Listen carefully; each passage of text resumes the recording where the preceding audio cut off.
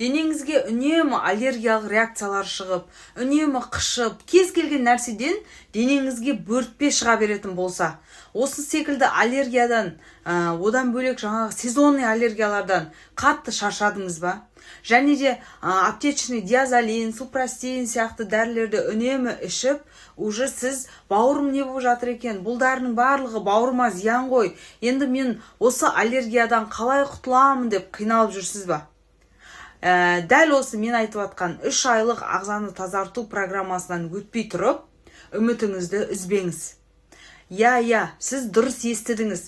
Мен айтып тұрған 3 айлық ағза тазарту программасы сіздегі аллергияны түп тамырымен жоқ қылады.